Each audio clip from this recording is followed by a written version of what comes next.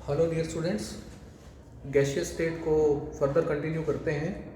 कल मैंने आपको वंडरवाल इक्वेशन के बारे में बताया था। वंडरवाल इक्वेशन क्या होती है? एक ऐसी इक्वेशन है जिसको सभी गैसेस फॉलो करती हैं। क्योंकि हमने ये तो पढ़ ही लिया कि आइडियल गैसेस तो कोई होती नहीं है, सारी गैसेस कैसी होती हैं? रियल। तो जो रियल गैसेस हैं वो किस इक्वेशन को फॉलो करेंगी? वंडरवाल इक्वेशन को। At every value of temperature and pressure. हमने कल डिफरेंट केसेस भी डिस्कस किए थे कि लो टेम्परेचर पे क्या, लो प्रेशर पे क्या होता है, इंटरमीडिएट प्रेशर पे क्या होता है, हाई प्रेशर पे क्या होता है, हाई टेम्परेचर पे क्या होता है। तो हमने हर बार ये देखा था कि कैसे डेविएशन होती है या गैसेस अपना आइडियल गैस इक्वेशन को फॉलो करती हैं, मतलब आइडियल बिहेवियर शो करती हैं या डेविएट होती हैं। ये हम कल पढ़ चुके हैं। तो आज हम क्या पढ़ेंगे? आज हमने वंडरवाल इक्वेशन से एक पैरामीटर कैलकुलेट करना है जिसको हम बोलते हैं boiled temperature. Boiled temperature TB, calculation of boiled temperature using van der Waals equation. ये डेरिवेशन हम पढ़ते हैं, मैथमेटिकल है सारा, कोई इसमें ज़्यादा मुश्किल वाली बात भी नहीं है। तो चलिए देखो कैसे करते हैं इसको। हम वंडरवाल इक्वेशन लिखो, P plus A by V square V minus B is equal to RT। This is the van der Waals equation for 1 mole of the gas. इसको रीअरेंज करिए, V माइनस B को दूसरी तरफ ले गया मैं और A बाई वी स्क्वायर को भी उस तरफ ले गया। तो P की वैल्यू क्या बची यहाँ से? RT divided by V minus B। ये नीचे चला गया, ये दूसरी तरफ गया, minus A by V square. ठीक है, ये P की वैल्यू हो गई। उसके बाद क्या होता है, हम इस पूरी इक्वेशन को जो ये बनी इसको V से मल्टीप्लाई करते हैं अगर, तो PV ये क्या आ जाएगा? RT into V upon V minus B। RT को मैंने आगे करके अलग से लिख दिया, V से मल्टीप्लाई किया तो V upon V minus B लिख दिया। माइनस इसको अगर मैं V से मल्टीप्लाई करूंगा तो V स्क्वायर से V कैंसिल हो जाएगा, ये बन जाएगी आपके पास। ठीक है, ये जो इक्वेशन बनी, इस इक्वेशन को मैं अब डिफरेंशिएट कर रहा हूं। Let it be equation number 1 and let it be 2। तो इक्वेशन 2 को डिफरेंशिएट कर रहा हूं with respect to P। Differentiate equation 2 with respect to pressure P at constant temperature. Temperature को कांस्टेंट रख लिया मैंने सॉरी। और इस सेकंड इक्वेशन को प्रेशर के विद रिस्पेक्ट टू डिफरेंशिएट कर दो। तो क्या होगा देखो, यहां से ये बन गया करली TB bye curly P at constant P। Pressure और वॉल्यूम दो फंक्शन है, तो इसलिए पार्शियल डेरिवेटिव की फॉर्म में ये लिखा जाएगा। टेम्परेचर कांस्टेंट है। अच्छा, इधर से क्या करिए, RT को बाहर रख लो, ये अब यहाँ पर V और 1 अपॉन V माइनस B, ये फर्स्ट फंक्शन, ये सेकंड फंक्शन, अलग अलग डेरिवेटिव का जो मल्टीप्लिकेशन वाला रूल है U इंटू V, वो रूल हमने अप्लाई किया। First function as it is second का डेरिवेटिव, फिर second as it is first का डेरिवेटिव करेंगे। तो पहले मैंने क्या किया, 1 अपॉन V माइनस B को एज इट इज रख लिया। V का यहाँ से 1 अपॉन V माइनस B को मैंने एज इट इज रख लिया। V का करेंगे अब डेरिवेटिव, तो curly V by curly T at constant T। First function as it is, second का डेरिवेटिव प्लस सेकंड। अब सेकंड जो क्या था वो V था, अब V को एज इट इज रखूंगा और 1 अपॉन V माइनस B का डेरिवेटिव। तो ये हो गया V माइनस B की पावर -1। तो डेरिवेटिव का रूल क्या होता है, पावर आगे आ जाती है। तो ये हो गया आपके पास into -1 upon v minus B की पावर 2 हो जाएगी यहाँ, v माइनस बी की पावर 2, और फिर v का further curly v by curly b at constant t। ये आपके पास इस फर्स्ट फैक्टर का डेरिवेटिव आया। इसी तरीके से माइनस a बाई वी का करो तो ये v की पावर -1 हो गई, वो आगे आएगा तो ये डेरिवेटिव हो जाएगा plus a by V square और curly v by curly p at constant t। ये आपके पास डेरिवेटिव हो गया। ठीक है, अब इस डेरिवेटिव को फर्दर देखो,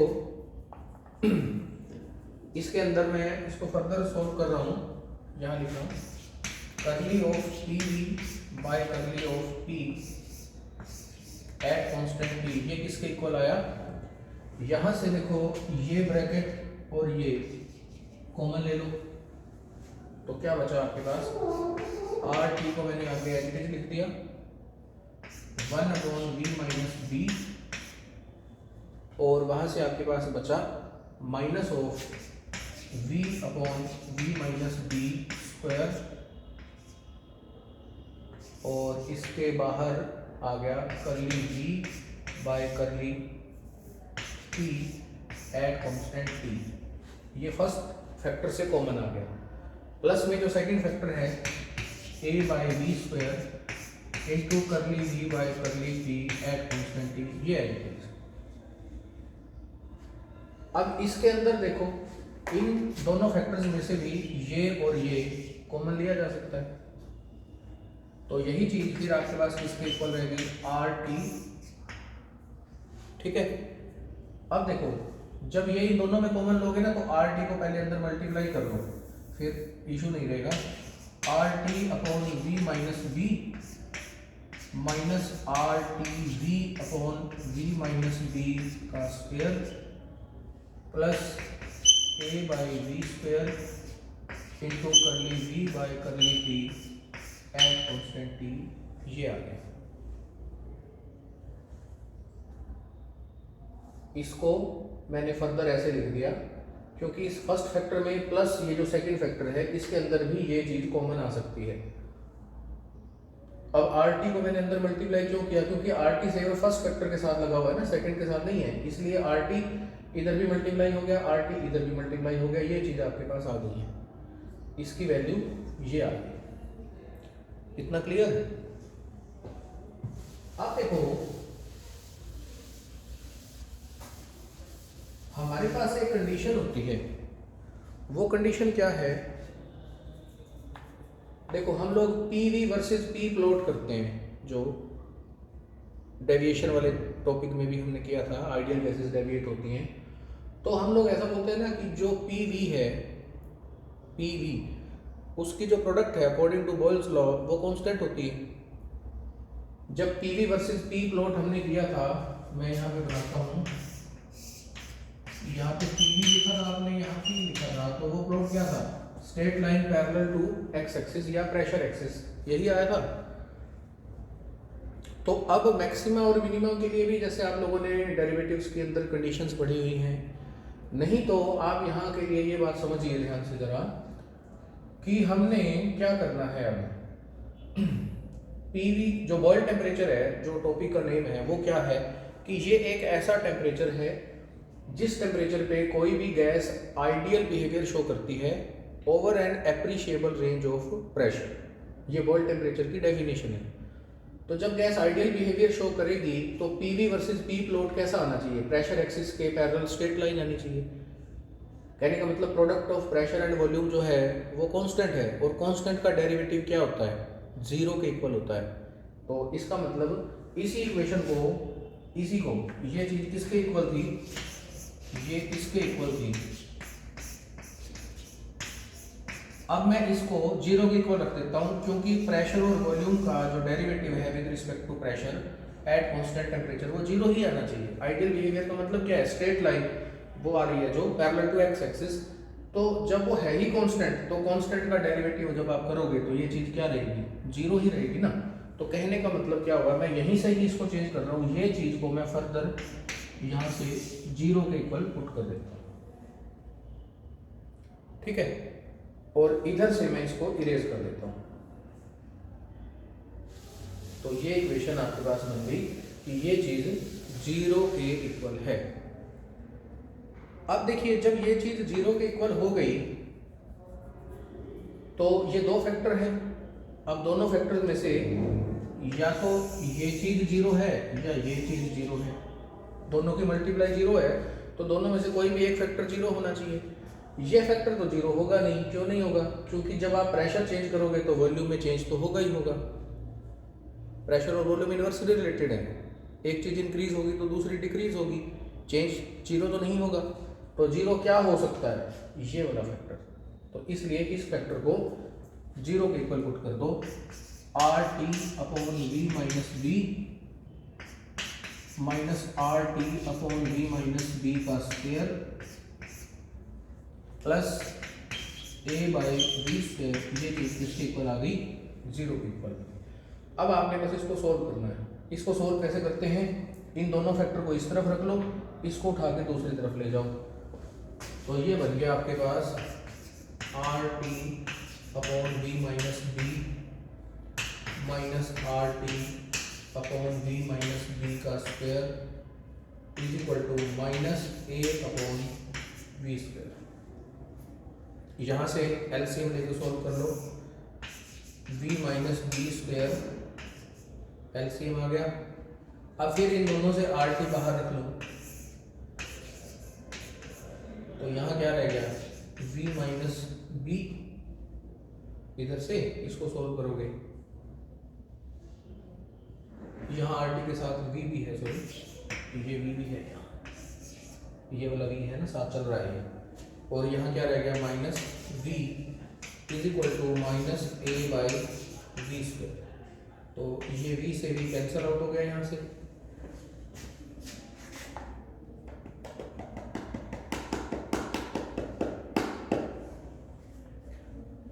तो उसके बाद देखिए क्या होगा,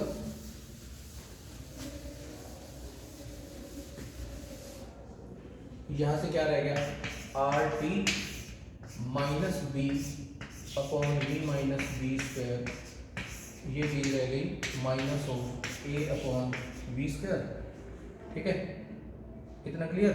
ये माइनस है जो वो इससे कैंसिल आउट हो गया,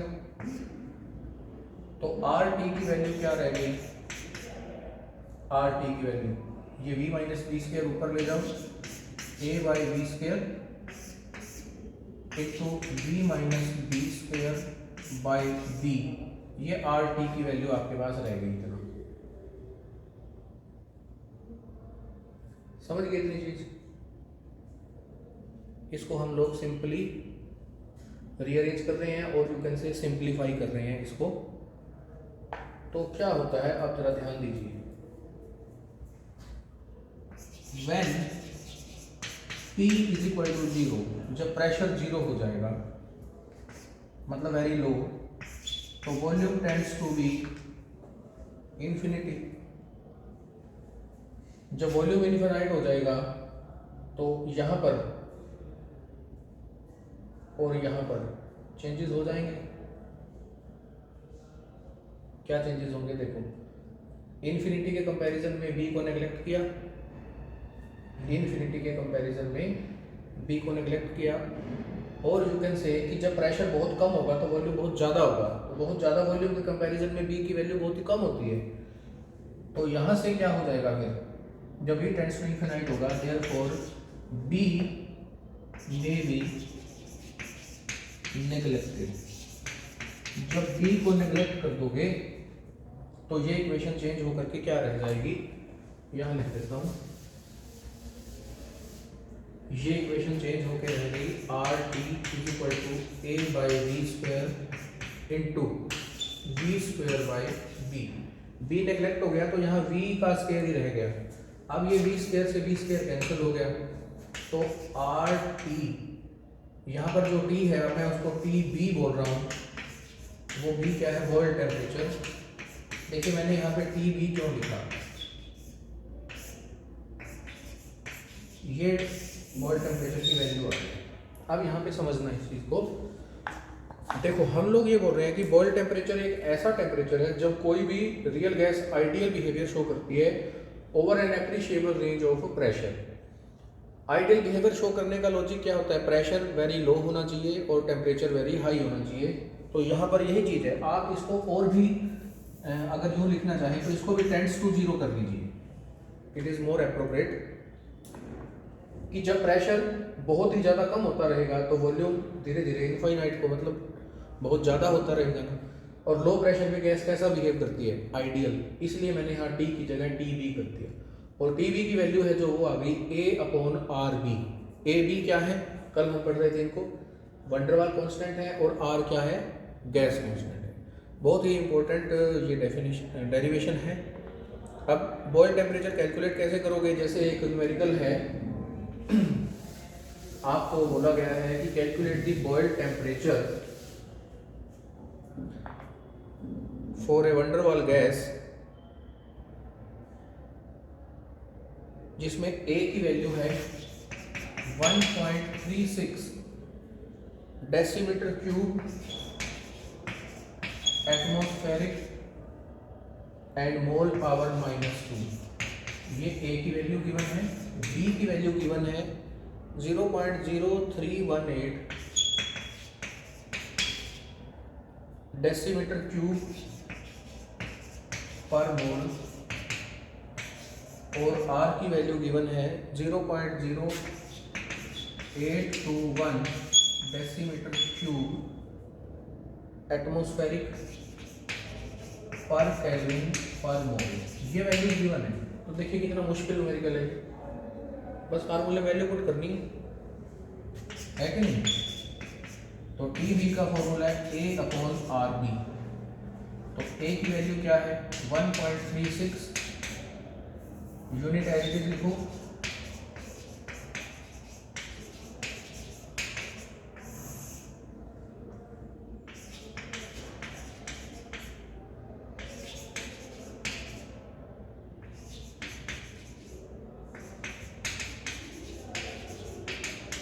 इनटू बी की वैल्यू 0. ये मैं इरेज कर देता हूँ,